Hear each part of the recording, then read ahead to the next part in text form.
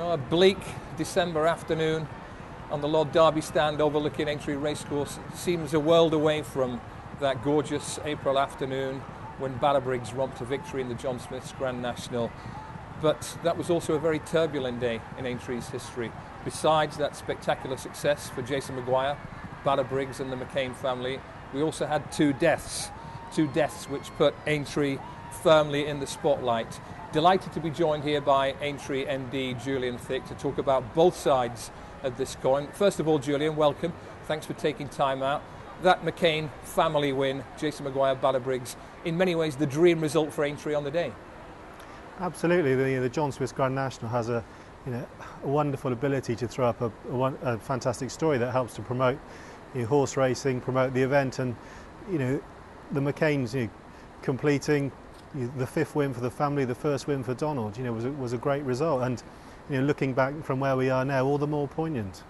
Yeah, but the national winner is seldom the only story on National Day, and we had those very sad deaths of Ornay and Dooney's Gate that put Aintree in the eye of an incredible media storm for 5, 6, 7 days. Just a couple of questions on that. Do you think some of that media coverage was properly balanced, and what impact did that media coverage have, the scrutiny of Aintree have, in the subsequent events which have taken place as regards the review of the national fences? Well, it's been well reported that we lost 2 horses at last year's Grand National.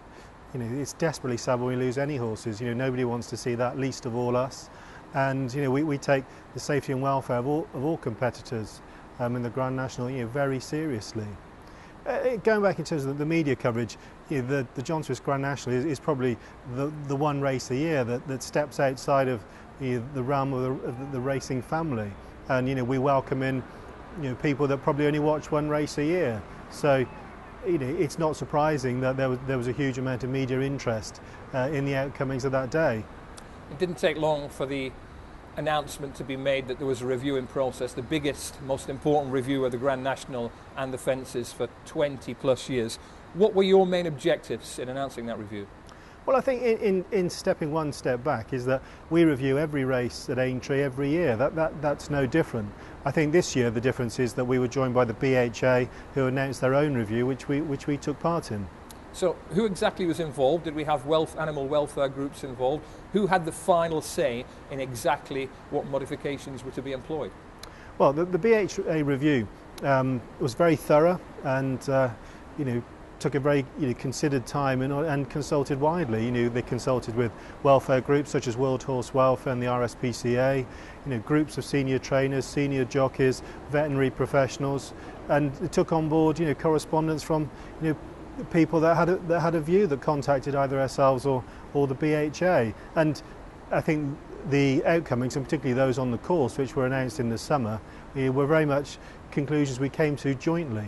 Well, to get down to the specifics of the changes that have been made to the national course, an amazing stat, one that took me aback when I read it, was that 53% of all falls over the national fences have come in fences 1 to 6 on the national course, just behind where you are now.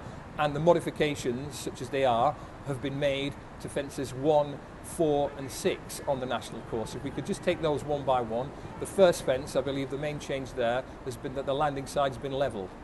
Yeah, evidence from the people we talked to, and bearing in mind that this wasn't a review just of last year, this was a review that went back over 20 years races of the Grand National, and all other races run over the national fences. So looking cumulatively at those, some of the experts involved identified that horses were tending to overjump at the first, and some of the falls we were seeing were actually horses being caught out, not by the fence but by the landing side. And in order to make it as fair and level as possible, 2 undulations, which on the inside and also on the outside of the fence, were levelled in order to give as best a level surface for horses to land on as possible.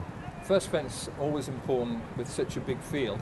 2 things that were considered and rejected in this review were the possibility of reducing the maximum field from 40 and a reduction in the distance between the start and the first fence. Can you just run me through the thought process that went on there?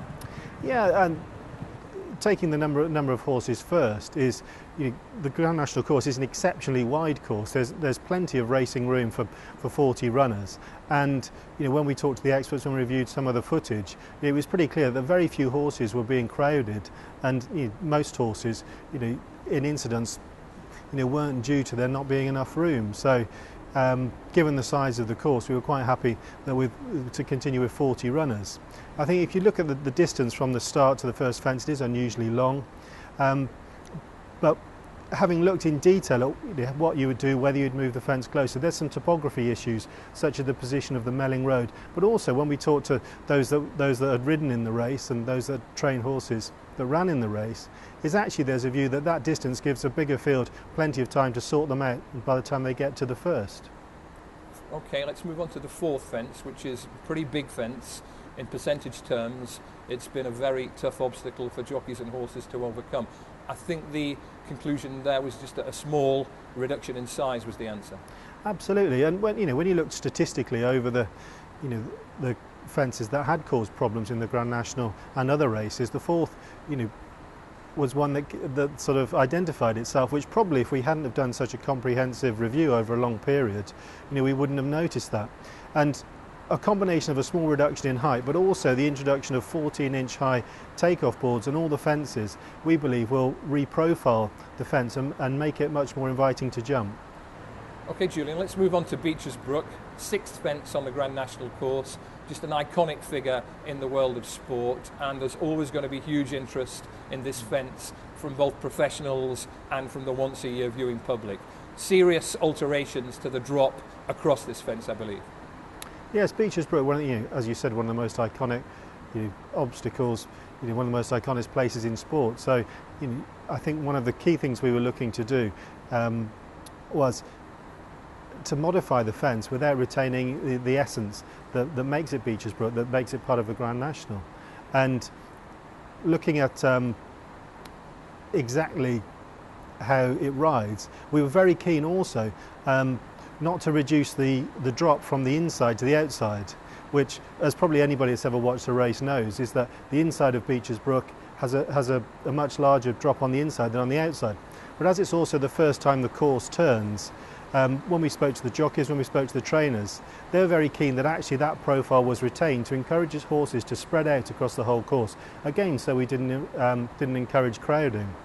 So what we decided to do in the end was to take a 5-inch reduction in drop across the whole width of the fence, but retain the profile that the fence would have a lesser drop on the outside and more of a drop on the inside, which will both retain its natural characteristic and we believe make it safer.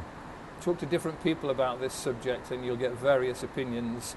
Jason Maguire, last year's winning jockey aboard Balabriggs, has voiced an unusual opinion, but one that some people might find attractive. Ruby Walsh has also voiced a similar opinion, i.e. that if you make fences smaller, if you make drops less severe, it's likely to persuade some riders and their horses to attack these early obstacles with more aggression, therefore increasing the risk. How do you counter that? Well, I think we were mindful of that view, and that's why although it has been reported in that way, this isn't a significant reduction in the height of fences. Only one fence is being reduced, and actually the majority of the work we're doing has been dealing with the landing side of the fences. So to make them as fair as possible, we don't want to see horses caught out in any way.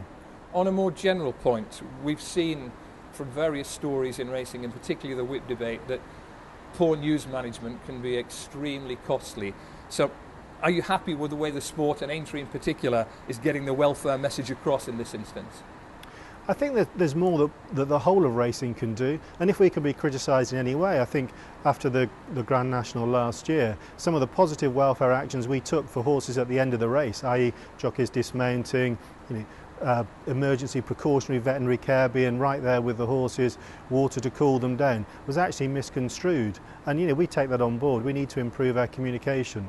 Let's talk about bypassing. Let's talk about the end of the race. Bypassing fences is something that needs to be handled with great care, both from a point of view of horse welfare and from the way the event is perceived. What are your plans for 2012? Well, we believe, and the review came to the conclusion that the introduction of bypassing is a positive welfare introduction. It also gives the opportunity of an escape lane for horses that have dismounted during the race that want to continue with the field, and so that's a valuable introduction for welfare. But equally, I think all the participants, when we discuss with them, believe that bypassing the national fences in the event of an incident is the safest way forward. And talk about the scenes at the end of last year's National. It was by any standards chaotic. The circumstances were, if not unique, were very unusual. We had an extremely hot day and there was some miscommunication, it seems. We had horses being dismounted after the line, buckets of water thrown over them. There was a state of near panic in some instances. Do you regret not having communicated the fact that that was likely to happen beforehand? I think we could certainly have communicated it better.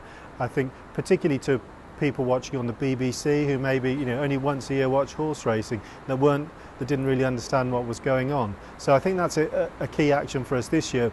But equally, we're introducing some new procedures, a new off-course area for horses to be washed down and cooled down in the event of it being warm on the day. So hopefully, we'll be able to improve our positive welfare actions even further this year. Well, clearly, this Saturday, Betfred Beecher Chase Day, it's bound to be seen as the first big test of the new Aintree and the new Aintree setup. What can people expect to see? It's modification, it's evolution rather than revolution, yeah? Absolutely, it is evolution, and I think needs to be seen in the context of the journey that the Grand National has gone on over its long history. We believe these are a package of positive safety and welfare changes that, when viewed over the long term, will be positive for the future of Aintree and for horse racing. So it's not to be judged on Saturday afternoon after these races. It's to be viewed over the longer term, and that's how we'll review it. Well, I take that point, but people would want to ask the question of what happens, heaven forbid, something goes wrong this weekend. Would there be a chance that further modifications would be put in place for the John Smith's Grand National next year? I think, as I said earlier on, we review every race, particularly those over the national fences, so that's not unusual. But as I said, these are a package of changes that have been carefully considered, widely consulted, introduced for the long-term good of the race meeting. Looking to the positive, you have not one but two races over the national fences this weekend. 100 grand for the Betfred Beecher Chase. I think it's 50 grand for the Grand Sefton Chase. Happy with the entries and the way things are progressing? Yeah, they look like very competitive races. We've got Niche Market, Paul Nicholls, who's fifth in the Grand National last year, so it's great to see those horses back. We've also got a bunch of horses in both races that run in the Topham, and that's really the rationale for these races, is that to get horses used to the national fences. So it'll be interesting to see what results. Always Waning has a chance of a horse winning 3 races over the national fences if he wins this weekend. Not many horses with that on their CV. And what sort of feedback have you been getting from the professionals as regards the review, the changes that have been made, and what they can expect this weekend? I think one thing about our industry is people aren't backward in coming forward, and I think you've seen from the coverage that actually, I think when people come here, they'll see that these are sensitive. These are changes that are for the good of the race, and actually I don't think will take away from the essence of the Grand National or the challenge that it presents. And lastly, we started this piece with reference to the McCain family and Ginger McCain, of course, who we lost very sadly a couple of months ago. I know that plans are afoot for a lasting tribute to the mighty Ginger McCain. Any news you can give us on that? We've come up with a few ideas, and when the final straight, so to speak, and we'll be discussing those with the McCain family over the weekend. So hopefully before Christmas we'll be able to let people know. What do you think the man himself would have made of the new Aintree? I think that Ginger, he was Aintree's biggest friend, and he was a critical friend at times, but he loved the place, he loved the Grand National, and he'd be a big fan of anything that made it a success for the future. Julian, thanks for speaking to us on Racing UK today. Wish you every success for the weekend and beyond. Thank you.